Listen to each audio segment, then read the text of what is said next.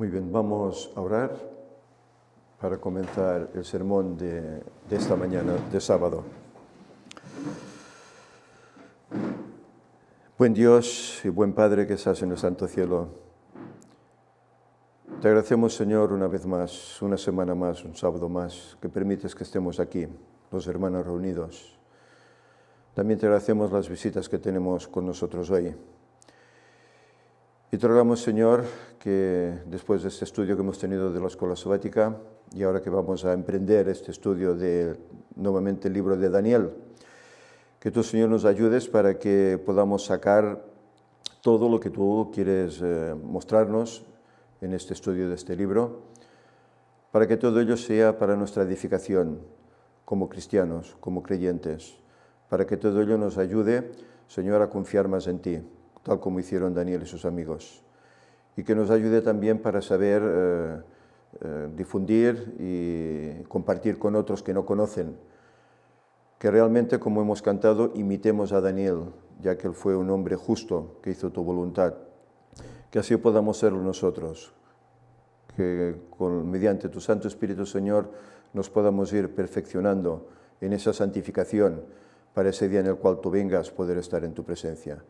Señor, que tu paz, tu Espíritu quede aquí con nosotros y todo sea para gloria tuya.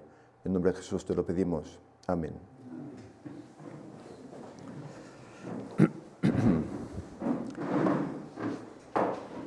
Bien, buenos días a todos los presentes. También un saludo especial y cordial a todos los amigos y hermanos que están allá en el Internet, siguiéndonos fielmente cada sábado. Vemos que prácticamente cada semana aumenta el número de hermanos que están siguiendo la emisión en directo. Y bueno, para nosotros es un honor, es un privilegio, puesto que en este ministerio pues intentamos proclamar las verdades que son para el tiempo que estamos viviendo, lo que es llamada la verdad presente, ¿verdad? Sabéis que hace poco, creo que hace un par de semanas, tuve el último sermón acerca de Apocalipsis, que estudiamos el capítulo 22. A lo largo de un tiempo, nos llevó bastante tiempo. Bien, y en esta semana pues vamos a comenzar el estudio de otro libro profético que coincide con lo que estamos estudiando en la escuela sabática también, el libro de Daniel. Ya comenté que con Víctor habíamos hablado que, bueno, ya que la escuela sabática presenta el estudio de Daniel, pues no lo presentemos en sermón, por así decir, ¿no? Pero bueno, parece ser que hay más gente que visualiza los sermones y las conferencias que no las escuelas sabáticas. Y me dijo, bueno, pues preséntalo, que tal vez ayudará a mucha más gente, que no lo que es en sí la escuela sabática. Aunque bueno, habrá cosas que serán repetitivas, habrá tal vez cosas que serán novedosas, pero bueno, tanto uno como otro nos ayudará a entender mejor este libro de Daniel. Antes comentábamos la importancia de este libro y poniéndolo a la misma altura que incluso tiene el libro de Apocalipsis, en el cual vemos las vicisitudes de la Iglesia desde Cristo hasta el momento de la segunda venida, pero es que Daniel también va en esa línea y está escrito 600 años antes de Cristo, y también va en esa línea. Bueno, en la escuela sabática hemos estudiado el capítulo 2, ¿verdad? Esa estatua, ese sueño del rey Nabucodonosor, que será lo que nos quedará pendiente en el próximo estudio que tendremos. Hoy vamos a estudiar el capítulo primero, capítulo 1, en el cual se presenta a Daniel, se presenta a sus compañeros en un lugar inhóspito para ellos.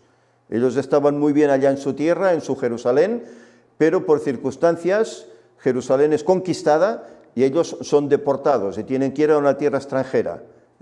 Pero el Señor está con ellos porque son fieles.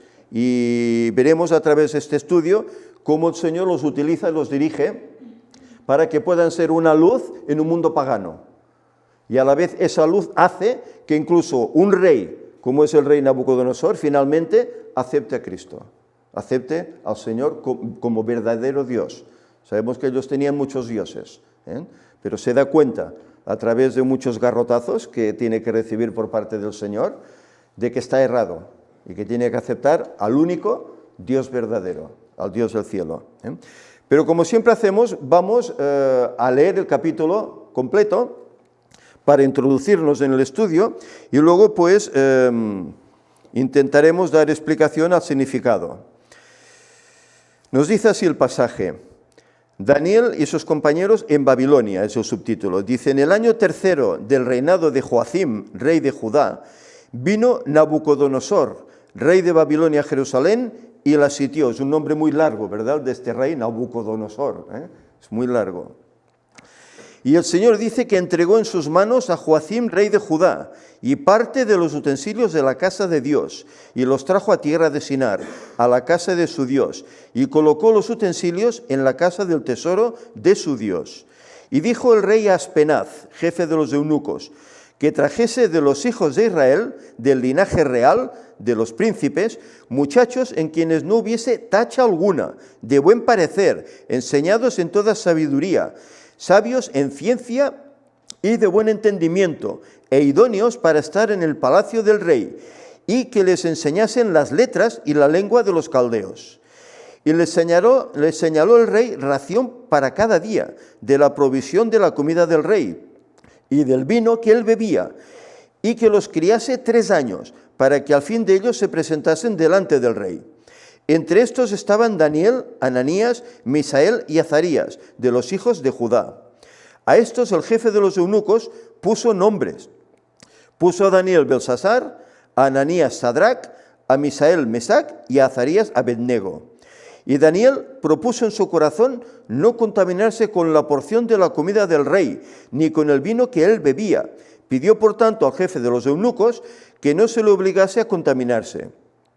Y puso Dios a Daniel en gracia y en buena voluntad con el jefe de los eunucos. Y dijo el jefe de los eunucos a Daniel: temo a mi señor el rey, que señaló vuestra comida y vuestra bebida, pues luego que él vea vuestros rostros más pálidos que los de los muchachos, que son semejantes a vosotros, condenaréis con el rey mi cabeza. Entonces dijo Daniel a Melsar, que estaba puesto por el jefe de los eunucos sobre Daniel, Ananías, Misael y Azarías: te ruego que hagas la prueba con tus siervos por 10 días, y nos den legumbres a comer y agua a beber. Compara luego nuestros rostros con los rostros de los muchachos que comen de la ración de la comida del rey, y haz después con tus siervos según veas. Consintió pues con ellos en esto, y probó con ellos 10 días. Y al cabo de los 10 días pareció el rostro de ellos mejor y más robusto que el de los otros muchachos que comían de la porción de la comida del rey.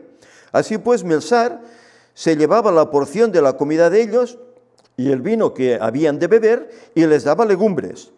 A estos 4 muchachos Dios les dio conocimiento e inteligencia en todas las letras y ciencias, y Daniel tuvo entendimiento en toda visión y sueños.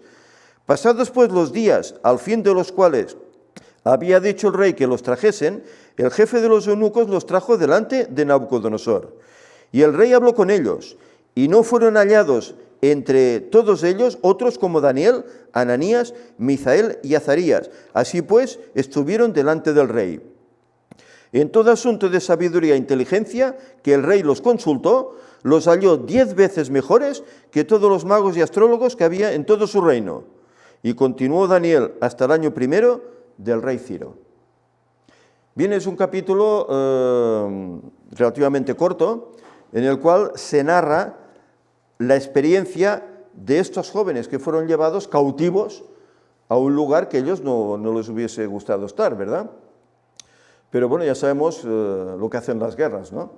Las guerras, ¿para qué son? Para conquistar, ¿verdad? Conquistar naciones, conquistar pueblos y convertirlos al antojo del conquistador, ¿eh?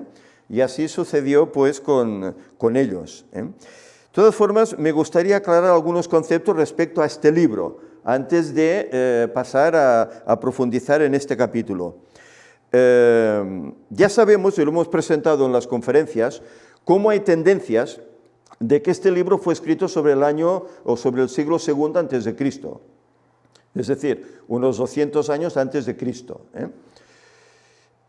Y se dice eso pues para intentar mitigar y esconder el mensaje que hay en el libro, ¿eh? Un mensaje pues que a algunos ofende, ¿eh? Entonces, claro, si lo trasladan lo trasladan 400 años más allá, pues bueno, es un libro pues espiritual y tal y cual, y no tiene el significado que realmente tiene.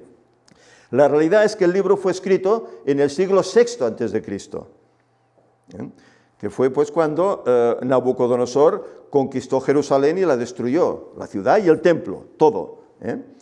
Y es cuando llevó cautivos pues, a estos jóvenes que eran príncipes de la realeza.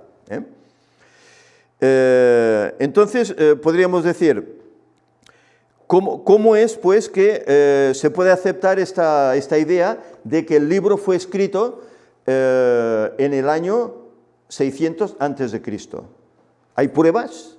Bueno, podríamos hablar de algunas cosas. Por ejemplo, vamos a poner esto en marcha y veremos si logramos ponerlo ahora. En primer lugar, bueno, aquí tenéis más o menos cómo podría ser esa ciudad espléndida de Babilonia, con esos famosos jardines colgantes. Creo que todo el mundo ha oído hablar de eso, ¿verdad? Que Babilonia tenía unos espléndidos jardines colgantes. Bueno, si vas a internet y buscas ilustraciones sobre Babilonia, hay infinidad, hay un montón. Más o menos sería eso, una ciudad esplendorosa, edificada como luego veremos más adelante por el mismo Nabucodonosor, ¿verdad? Y él se enorgullecía pues, de esta gloria. Por eso no es de extrañar que en Daniel 2 se diga que era oro, ¿verdad? Era oro, representado por el oro. Bien, hay aquí algunos pasajes que Daniel escribe en su libro. Por ejemplo, el capítulo 8, él habla ahí como primera persona. Cuando escribe su libro y llega a este punto, él habla como en primera persona. Y dice, en el año 3 del reinado del rey Belsasar, me apareció una visión a mí, Daniel, después de aquella que me había aparecido antes. Otras visiones que había tenido, que las iremos viendo en su tiempo. Vi, dice, vi en visión, en primera persona, y cuando la vi, yo estaba en Susa, que es la capital del reino de la provincia de Elam. Vi pues en visión, estando junto al río Ulai. Alcé los ojos y miré, y aquí un carnero que estaba delante del río y tenía 2 cuernos.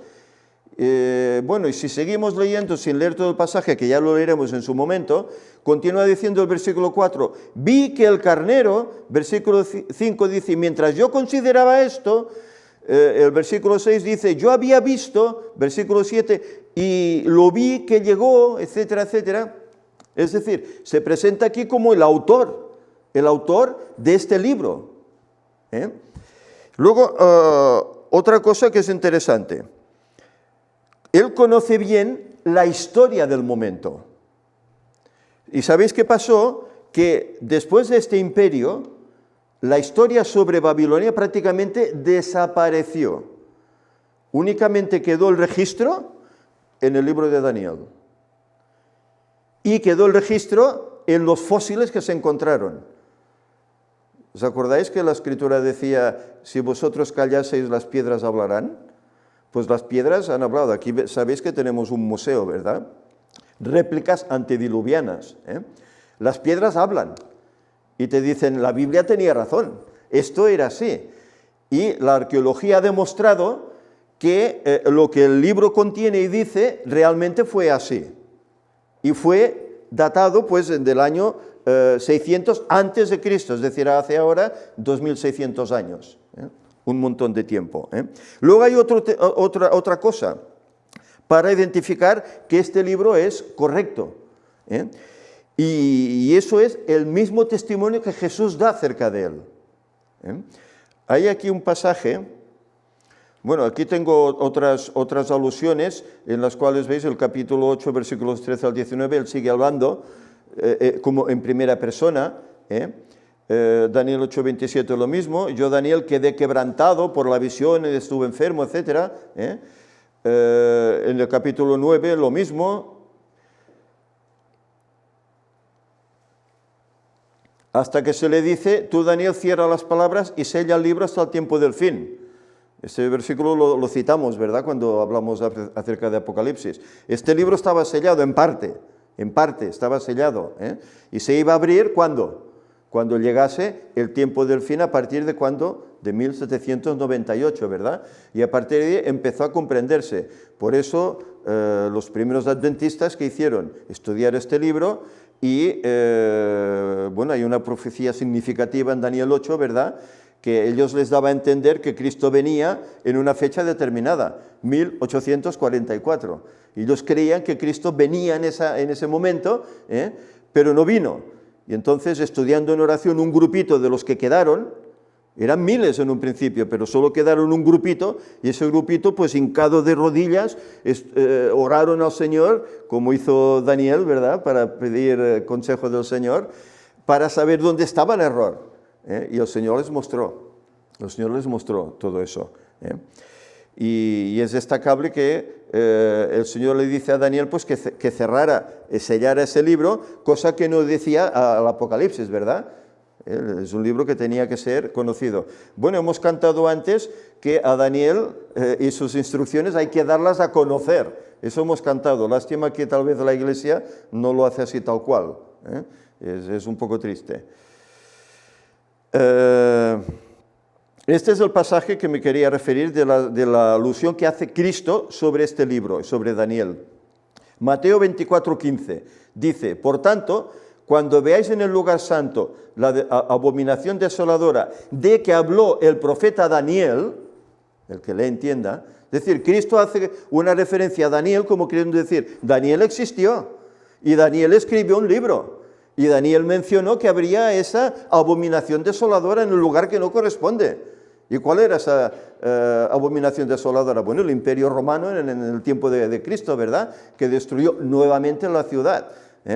Pero nos vemos, hay detalles por los cuales se sabe que este libro es cierto y que este libro fue escrito por la historia, por las piedras que se han encontrado, que se lo declaran, y por el escrito del mismo Daniel, que fue escrito hace 2600 años, no 2200, como se quiere aseverar y hacer ver.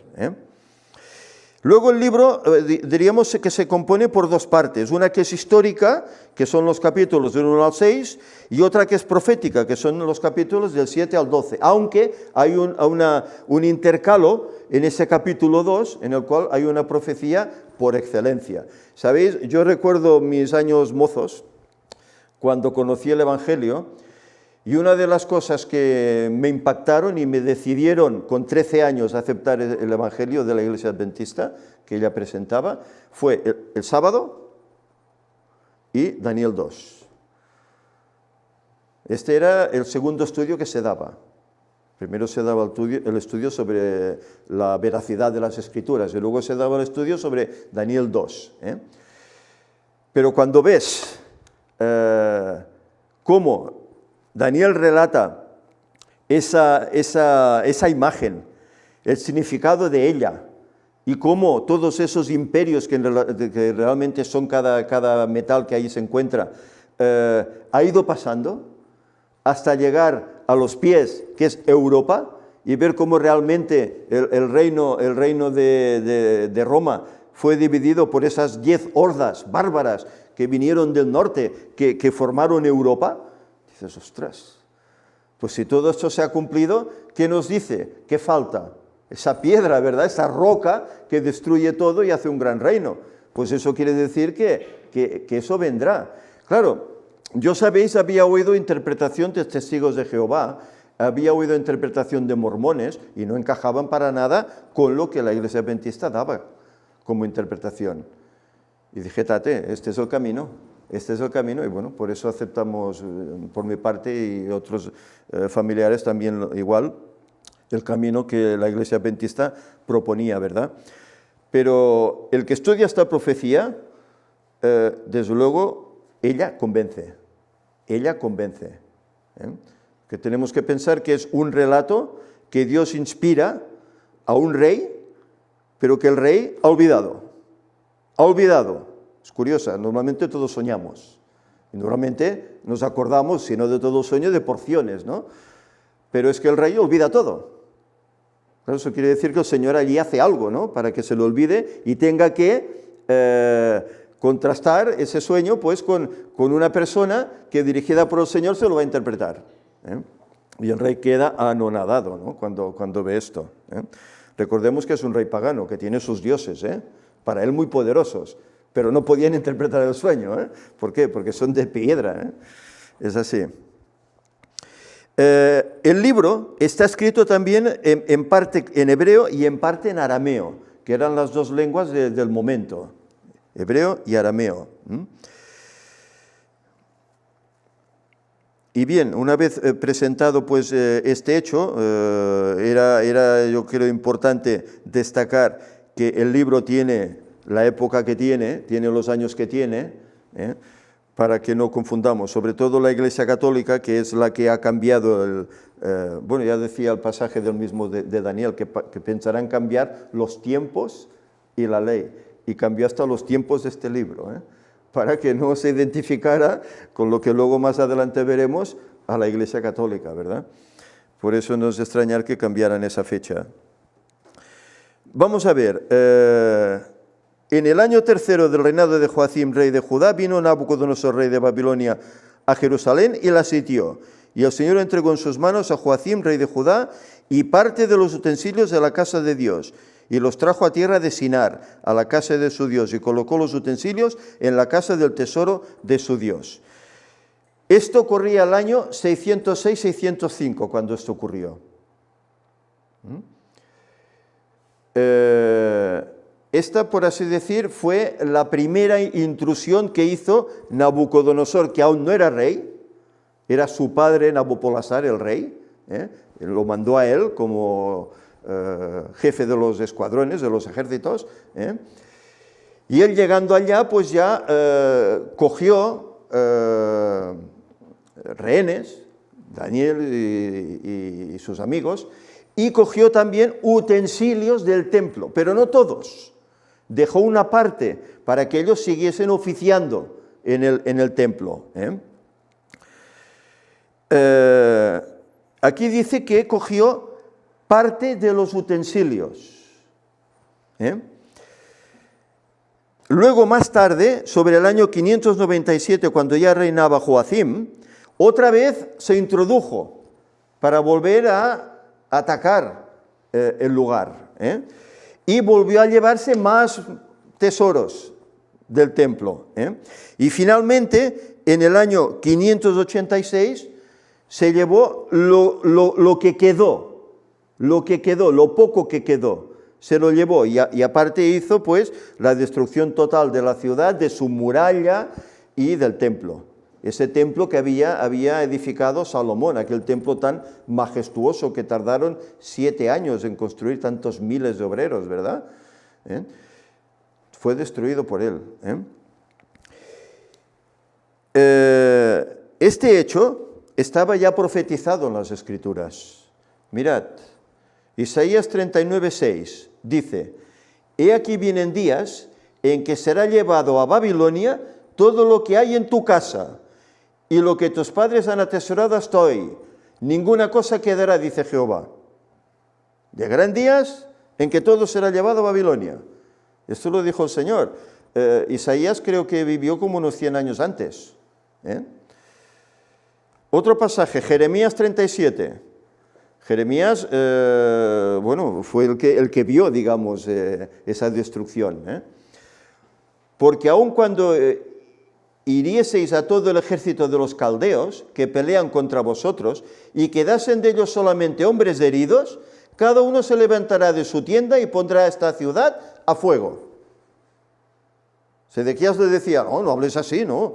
Como el templo y la ciudad de Dios va a ser destruida por unos infames paganos. No puede ser. Y él le dijo: pues mira, aunque iráis a todo el ejército y solo queden unos pocos hombres heridos, esta ciudad va a caer. Y realmente se cumplió. Era el destino del Señor, y realmente así fue. Ahora bien, aquí decíamos que se había llevado algunos utensilios, pero no todos. Hubieron utensilios que, como sabemos, fueron escondidos. Y Jeremías fue uno de los que hizo eso. Tomaron algunos artefactos, como son el Arca de la Alianza, como son el candelabro, como es el altar del incienso, etcétera, algunos artefactos que fueron escondidos en lo que se llamaba la cueva de Jeremías. Y vimos posteriormente, recientemente, ¿verdad?, cómo todo eso fue encontrado. Fue encontrado por un personaje que se llamó Ron Wyatt. Un hombre, un hermano adventista americano, de profesión anestesista, pero trabajaba durante 6 meses en su profesión y otros 6 meses se iba a tipo Indiana Jones, por eso lleva ese sombrero, ¿no? Iba a intentar encontrar cosas, bueno, poniéndose en las manos del Señor, y el Señor sin duda alguna lo dirigió. En la foto que veis a la derecha, que él está ahí metido como en una pequeña cueva, ¿eso sabéis qué es? Es el lugar que está debajo del Monte de la Calavera, donde Cristo fue crucificado. Y él, excavando allá, llegó hasta un recinto donde vio a 4 seres jóvenes, 4 ángeles, y allí estaba el arca de la alianza, allí estaba el candelabro, allí estaban esos utensilios que Nabucodonosor no llevó. Allí él llevó vasos y etcétera, pero no llevó estos utensilios. Él descubrió todo eso. Pero ¿sabéis qué es lo negativo? Que tú hablas a cualquier adventista de Ron Wyatt, difícilmente lo conocen. Y los pocos que lo conozcan, te hablarán mal de él. No, es que este hombre quería fama y quería hacerse millonario, engañando a la gente y tal y cual. No es posible que un solo hombre pueda descubrir tantas cosas. Claro, cuando un hombre es dirigido por Dios, puede hacer maravillas. Puede hacer maravillas, y él lo hizo. Y mirad, entrando en la Wikipedia, creo que se llama, Wikipedia, encontré aquí todos los hallazgos que hizo Ron Wyatt. Los podéis ver. El arca de Noé en el sitio arqueológico de Duripinar, ubicada a 18 millas al sur del monte Ararat. Bueno, es esa fotografía que tenemos aquí. Tuvimos el privilegio, parte del equipo del Ministerio del Cuarto Ángel, en 2014, en septiembre de 2014, de poder estar allí y ver el arca. Toda fosilizada, como es lógico, sedimentada, ¿verdad? Pero pudimos verla. Él, cuando llegó muchos años antes que nosotros, extrajo pruebas de allí, extrajo madera, extrajo piel de animal, excrementos, etcétera, analizó. Y eso era el arca.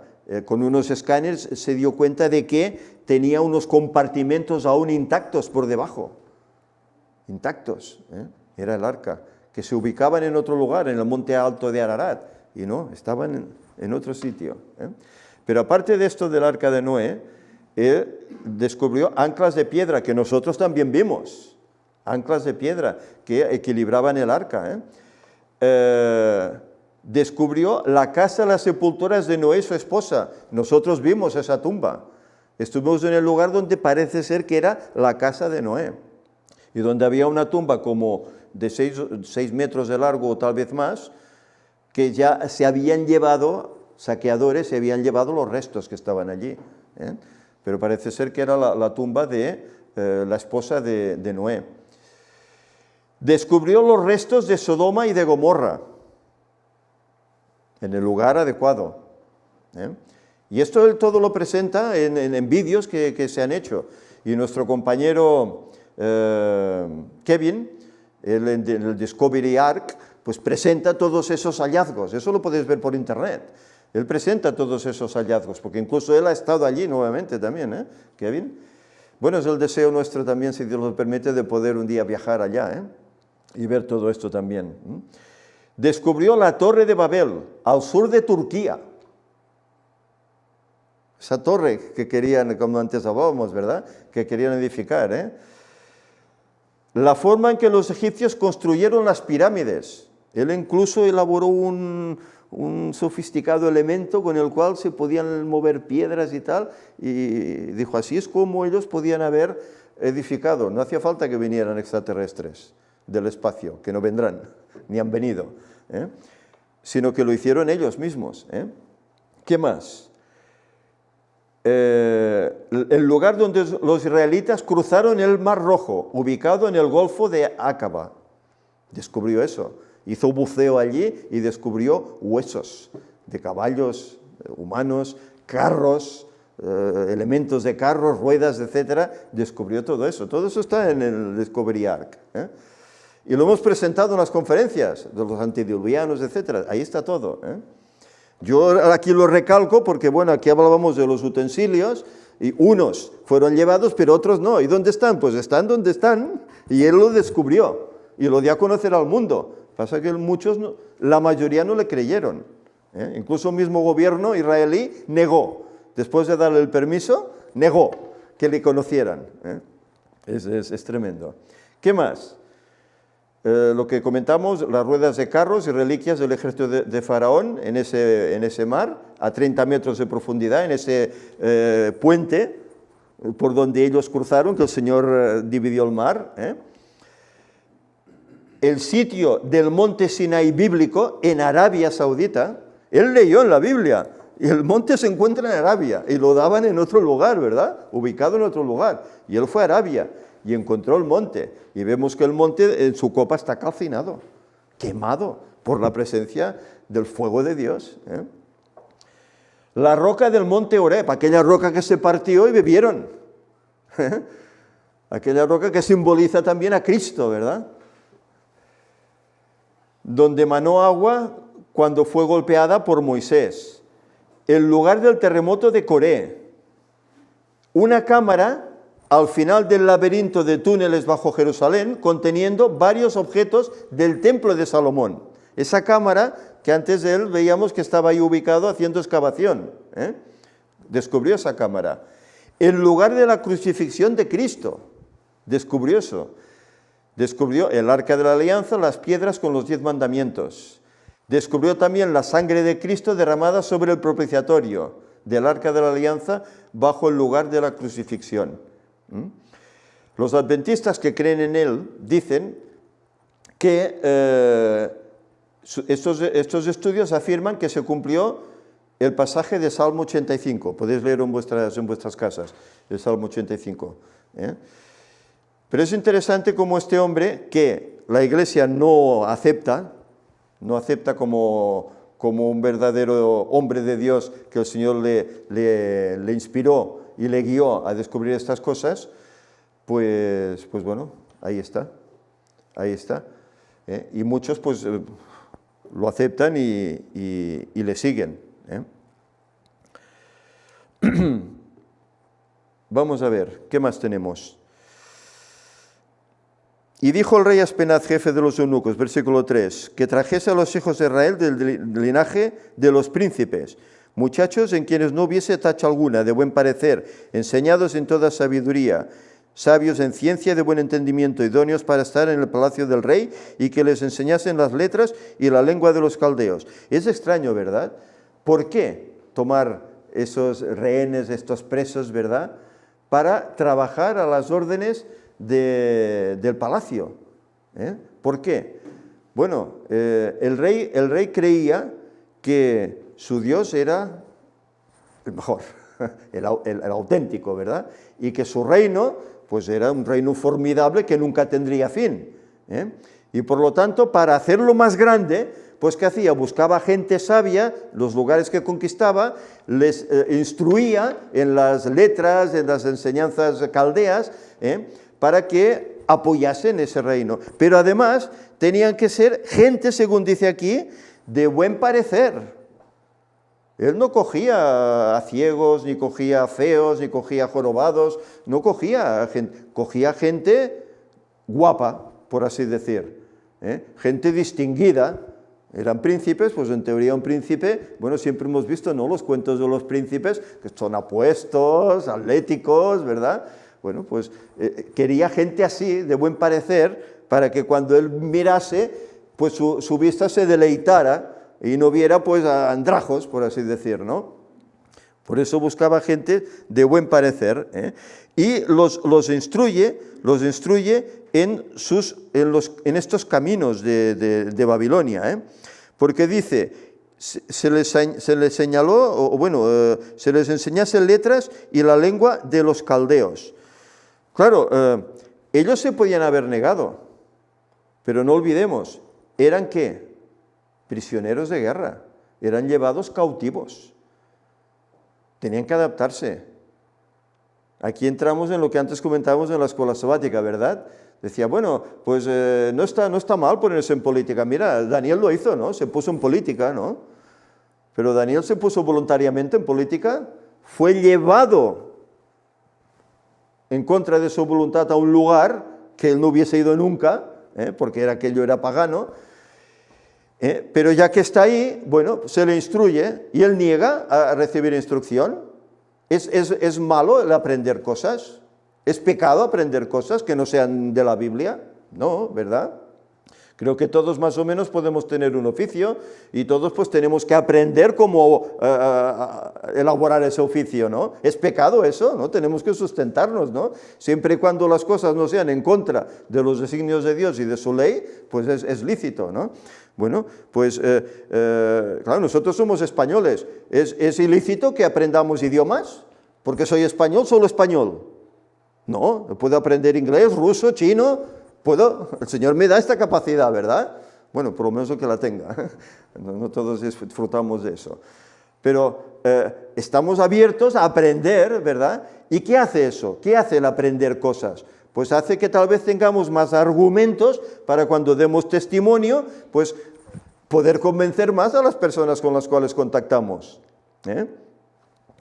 Pues no, hay gente que lo ve como un pecado, ¿no? Todo esto de aprender, ¿no? Bueno, tenemos que estar abiertos a saber cosas, a saber de geografía, a saber de historia, a saber de matemáticas. Tenemos que estar abiertos a todo esto, no tenemos que ser ignorantes, al contrario, igual que ellos, ser sabios, intentar ser de buen parecer, ¿y eso qué quiere decir? Pues que ellos tenían un porte pues adecuado. ¿Os acordáis que cuando Ellen White habla de Cristo dice que su porte era principesco? Estaba erguido, estaba derecho, tenía un andar seguro. Pues de Daniel se dice lo mismo, que tenían este porte, igual que lo tenía José también, un porte así, de esta forma. Pues es así. Se dice aquí que, versículo 5, dice, les señaló el rey ración para cada día, de la provisión de la comida del rey y del vino que él bebía, y que los criasen 3 años para que al fin de ellos se presentasen delante del rey. Es decir, el rey incluso, mirad si les tenía consideración, que incluso les quería ofrecer sus manjares de palacio. La comida que él comía y el vino que él bebía. Pero ¿qué ocurría con eso? Normalmente parte de esa comida y de ese vino era ofrecido primero ¿a qué? A sus dioses, ¿verdad? Y otra cuestión, ¿eso encajaba con la directriz que el Señor les da en Levítico 11 acerca de las comidas limpias e inmundas? No. Ellos comían de todo. Bueno, como pasa en nuestros países, ¿no? Aquí, por lo general, cuando la gente come carne, ¿qué suele comer? El cerdo, que es lo más económico, ¿verdad? Llega a todos los bolsillos, ¿verdad? Y en cambio la Biblia dice que el cerdo es inmundo, tiene la pezuña hendida, pero no rumía, por lo tanto no lo comas, no lo comas. Y aparte otra cosa, ellos no solo vieron eso, de que podía ser comida sacrificada a los ídolos, Pablo habla de eso también, Si tu hermano por motivo de conciencia ve que comes carne que ha sido sacrificada al ídolo, que nada es, y se siente ofendido, pues no comas delante de él. Es decir, que él podía haber comido, pero ¿qué ve? Ve que la comida no es pura, no es esa comida limpia que decía la ley de Levítico, y por eso se niegan a comer esa comida. Pero fijémonos que ellos no lo hacen de una forma ofensiva, sino que parece ser que caen en gracia, delante de ese eunuco, caen en gracia y él les entiende y se somete a su voluntad.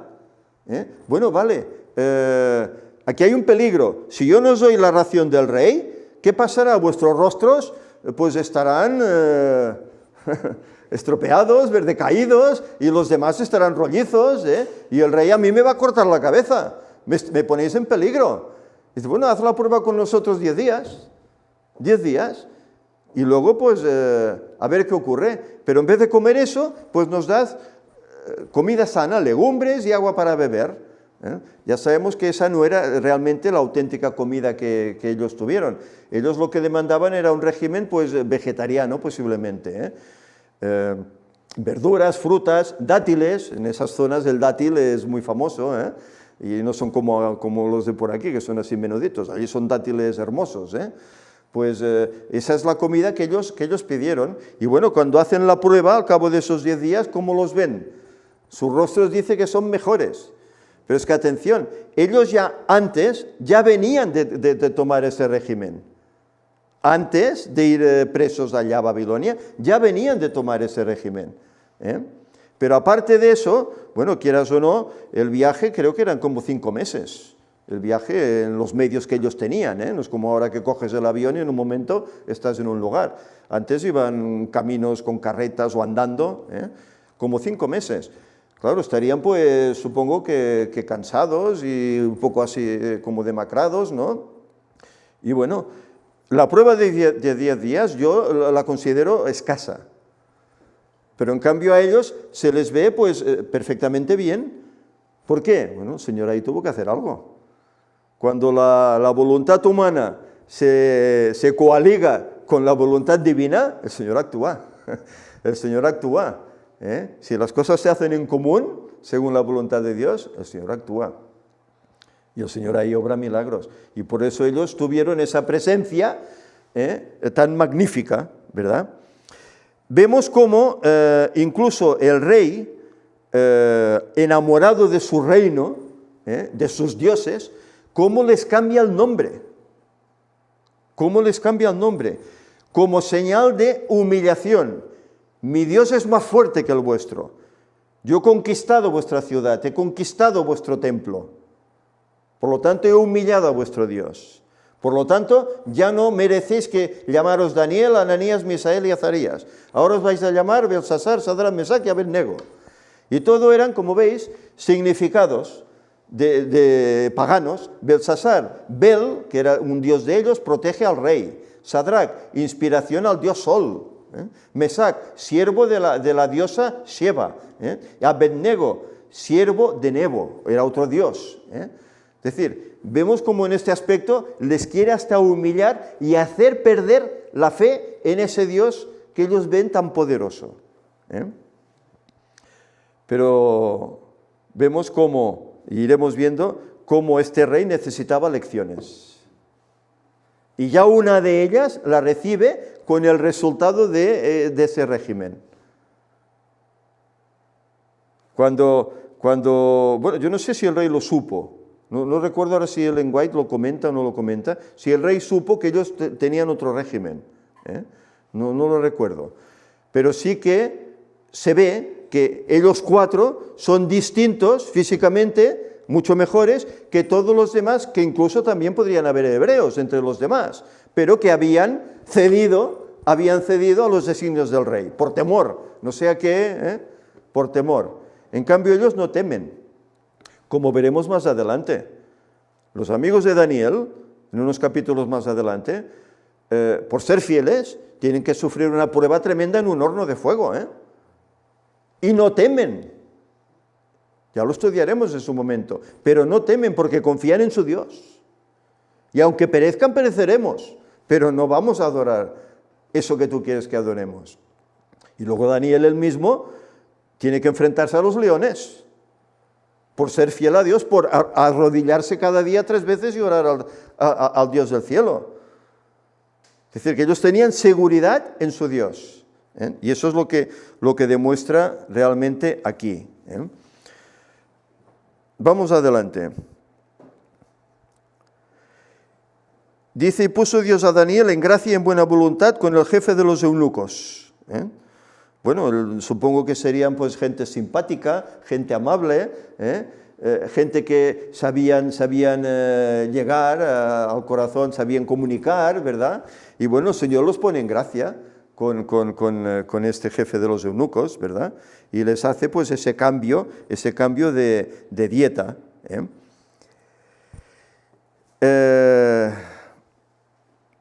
Puso a Daniel en gracia, dice, y dijo, el versículo 10, y dijo el jefe de los eunucos a Daniel, temo a mi señor el rey, por lo que antes citábamos, ¿verdad?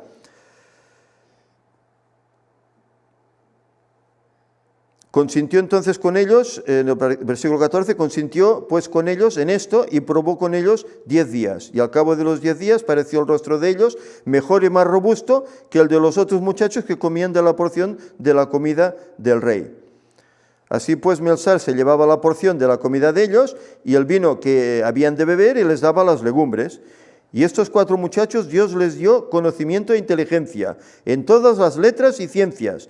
Y Daniel tuvo entendimiento en toda visión y sueños. El Señor les dio. Ellos tenían, no leíamos Santiago, ¿verdad? Que tenga falta de sabiduría, pídala a Dios. ¿Y el Señor qué hará? Se la otorgará, ¿verdad?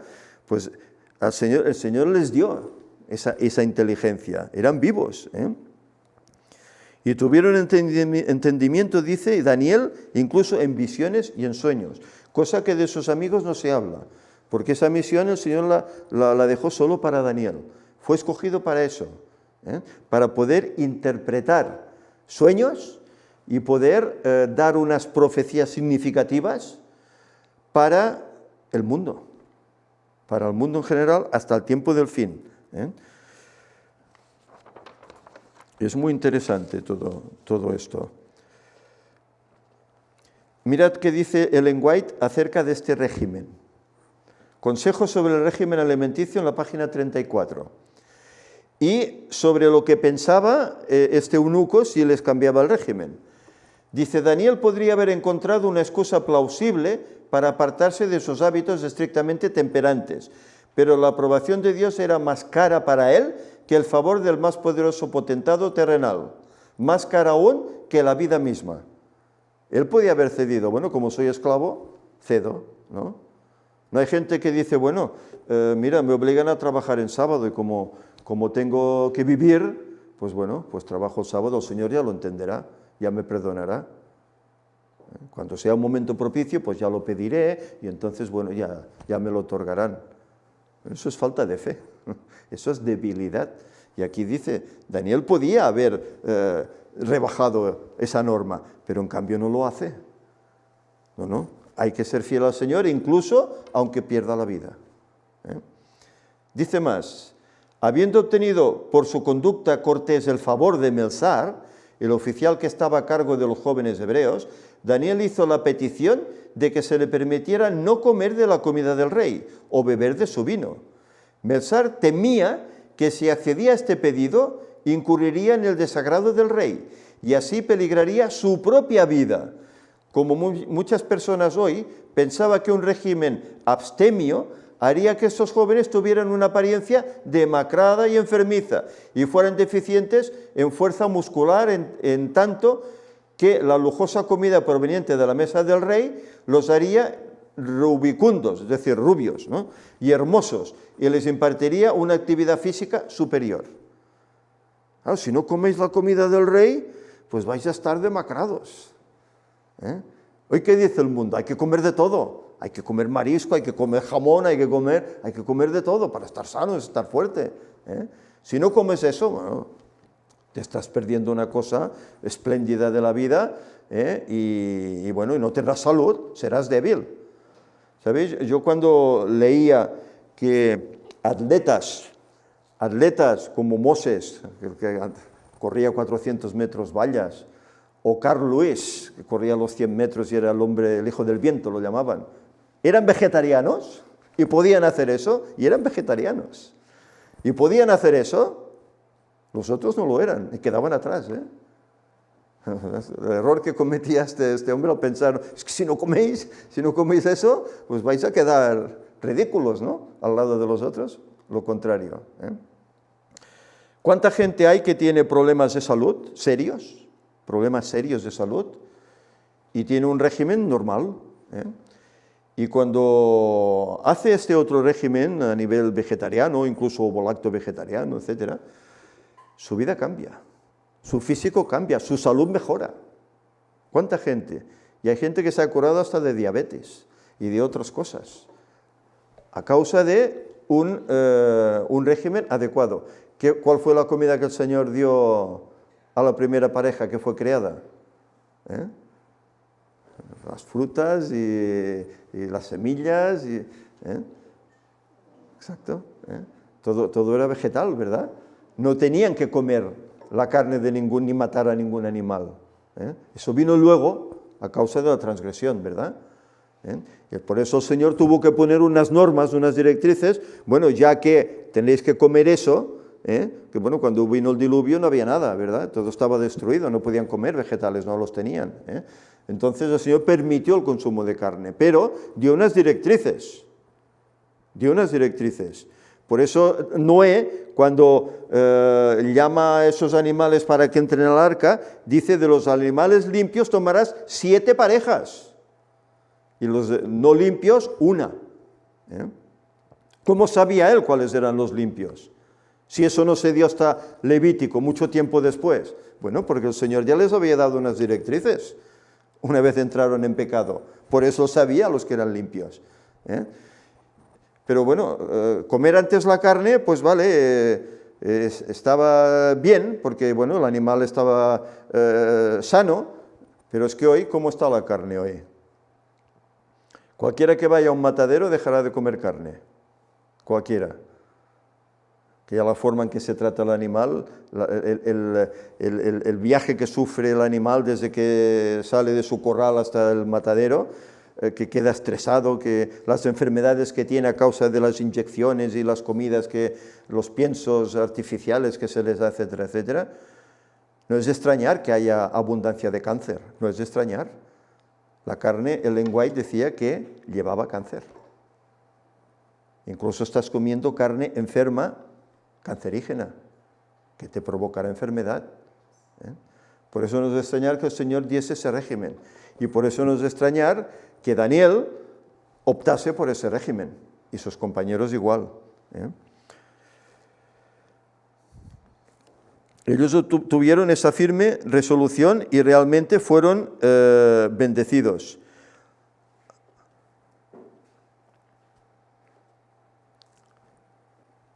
¿Qué más tenemos aquí? Dice que el rey habló con ellos, versículo 19, y no fueron hallados todos otros como Daniel, Ananías, Misael y Azarías, pues estuvieron delante del rey. En todo asunto de sabiduría e inteligencia que el rey los consultó, los halló 10 veces mejores que todos los magos y astrólogos que había en todo su reino. Ahora bien, ¿sabéis la enseñanza que se daba allá en Babilonia? Mucho era todo paganismo, todo incluía brujería, incluía cosas así, superstición, etc. Pero a pesar de que ellos estudiaron eso, no se metieron en esos terrenos. Supieron separar las cosas. Estudiaron hasta aquí, pero no fueron más allá. No fueron más allá. Estudiaron lo necesario para saber, pues bueno, la cultura del país, etc. Pero no se introdujeron en esos campos. Al igual que con la comida fueron temperantes en este aspecto, pues lo fueron también en el estudio. Cosa que hoy tal vez es un poco más complicado, ¿no? Puesto que nuestros jóvenes hoy van a las escuelas y ya vemos la educación que para el mundo está muy bien, ¿verdad? Pero bueno, se les dice pues que tienen que aceptar ciertas directrices morales, ¿verdad?, que bueno, están en discordia con la enseñanza bíblica. Y tienes que aceptar el amor libre entre hombre y hombre, entre mujer y mujer, que si tú eres niño pero tienes mente de niña, pues vístete de niña, y si eres niña y tienes mente de niño, pues vístete de niño y actúa como un niño, y bueno, y eso la gente lo tiene que aceptar. Los niños, esto se les están instruyendo. Por eso cuando se dice que en el tiempo del fin mejor no tener hijos, sobre todo los creyentes, los demás que hagan lo que quieran, pero los creyentes, sabiendo que tu hijo va a ir a esta escuela porque no hay una escuela cristiana adecuada, tienen que ir a escuelas estatales donde reciben estas enseñanzas. Luego tú eso en tu casa tienes que contrarrestarlo.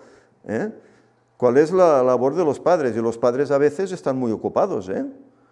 trabajo, ¿verdad? Y tantas cosas, y a lo mejor dejan el niño a cargo de una niñera, ¿no? Que los cuide, un canguro, como se llama hoy, ¿no?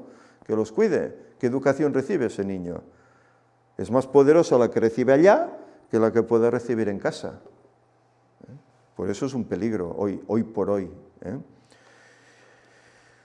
Y bueno, lo que decimos que es una cosa pues para tener en mente y pensar. Fijémonos, estos jóvenes estuvieron 3 años preparándose para ir a la presencia del rey. Una vez comenté aquí el hecho de que hay un paralelismo en la Biblia, ¿verdad? Como Cristo estuvo ¿cuánto tiempo con sus discípulos preparándolos para el reino? Para la obra, 3 años y 6 meses. Hay un paralelismo ahí, ¿verdad? Hay un paralelismo tremendo. Hemos notado aquí cómo ellos hacen una decisión en cuanto a la comida que van a tomar, ¿no? Aquí hay otro paralelismo con Cristo. Cuando Cristo estuvo en ayunas 40 días, el diablo vino a él y le tentó allá en el desierto. ¿Y qué le dijo? ¿Os acordáis la primera tentación? ¿De que estas piedras se conviertan en qué? ¿En carne? No, en pan. La comida, el alimento, la alimentación, ¿verdad? Otra tentación, igual como la tuvieron ellos. Hay paralelismos. Cristo, Dios, está desde Daniel 1 hasta el final. Está ahí. Es un libro que en la Iglesia se llamaría cristocéntrico, a pesar de que contiene mucha profecía. Y la profecía en la Iglesia está ya como ahí en el rincón.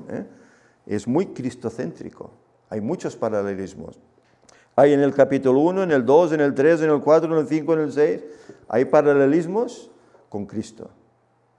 Por eso es interesante estudiar bien este libro. Y bueno, eso de que tuvieran esa dotación tan física, tan estupenda, pues bueno, sin duda alguna, porque ellos se comprometieron en andar en los caminos del Señor. Y el Señor pues así los guió, ¿verdad? Y es como veremos en los estudios que irán viniendo, cómo realmente el Señor los guía, sobre todo a Daniel, que es el protagonista del libro, como el Señor realmente le guía. Fijémonos que el libro acaba diciendo, y continuó Daniel hasta el año 1 de Ciro, del rey Ciro, rey ya medo-persa, ¿verdad? Aquí habían pasado 70 años, Si Daniel era jovencito cuando fue llevado allá, a los 18 o 20 años, cuando se encontró con Ciro debería tener unos 90 años. No era un niño, No era un niño. Y había estado todo ese tiempo allá. Daniel no pudo volver, como muchos volvieron para construir nuevamente Jerusalén. Posiblemente él, ya por anciano, posiblemente ya había fallecido, no pudo volver. Porque la profecía iba desde el 606, los 70 años de Jeremías, de asolamiento de Jerusalén, del 606 hasta el 536, que fue cuando ya ellos pudieron regresar a reconstruir la ciudad. Él era muy anciano, ya no estaba ya preparado o posiblemente a lo mejor habría ya incluso perdido la vida.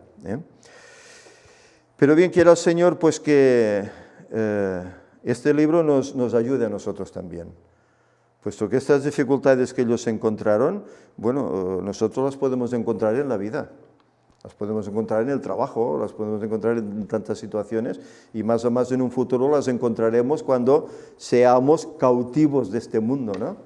Que este mundo quiera hacernos ir a su antojo, aceptar sus leyes, etcétera. ¿Qué determinación tomaremos? No, para no tener problemas, como hicieron los demás compañeros de ellos, hebreos, aceptamos las directrices, ¿no? ¿Haremos eso? ¿O nos mantendremos fieles, incluso aunque podamos perder la vida? Por eso hay que estudiar estas cosas. Hay quien dice, no, es que estos libros solo son proféticos y no son cristocéntricos y no enseñan nada. ¿No? Enseñan mucho, muy mucho. Porque las cosas antiguas están escritas para nuestra edificación, para aquellos que han alcanzado los fines de los tiempos, para que aprendamos cómo ellos andaron. Si fue mal, no hacerlo, y si fue bien, copiarlo. Por lo tanto, que el Señor nos ayude. En próximas ocasiones iremos estudiando. Me sabe mal que tal vez podíamos haber sacado más jugo, pero sabéis, este tema lo preparé ayer, deprisa y corriendo. Y cuando las cosas se preparan deprisa y corriendo, siempre queda un algo ahí en el tintero. Con la ayuda del Señor procuraremos que ya cuando estudiemos Daniel 2, podemos hacerlo con más tiempo y de una forma más profunda. Para muchos, bueno, pues será tal vez repetitivo porque lo tenemos en la escuela sabática, ¿no? Pero bueno, creo que siempre se pueden sacar cosas que nos puedan ayudar en nuestra vida espiritual. Bien, que el Señor nos ayude, pues vamos a levantarnos y terminaremos con una oración.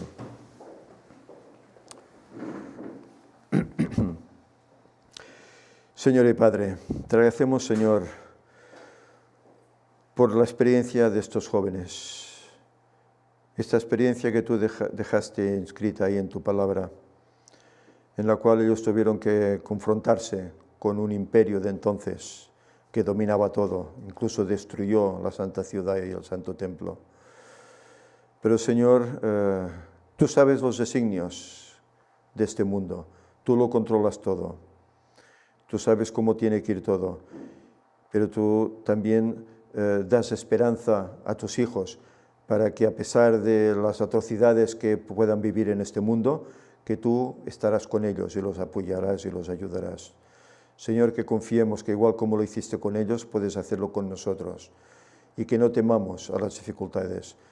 No temamos, Señor, a hincarnos de rodillas ante ti, a orar para pedir esa fuerza de lo alto.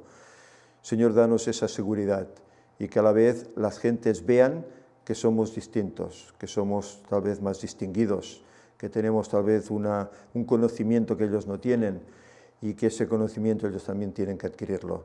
Señor, ayúdanos pues para que demos este mensaje, que este ministerio, Señor, avance, pueda llevar el Evangelio a todo el mundo y así de esta forma muchos puedan aceptarlo antes de que sea demasiado tarde. Señor, que tu paz quede con nosotros, ayúdanos a guardar el sábado, el resto del sábado que queda. Perdónanos si en algo te ofendemos, Señor, y ayúdanos a ser mejores en todos los sentidos. En nombre de Jesús te lo pedimos. Amén.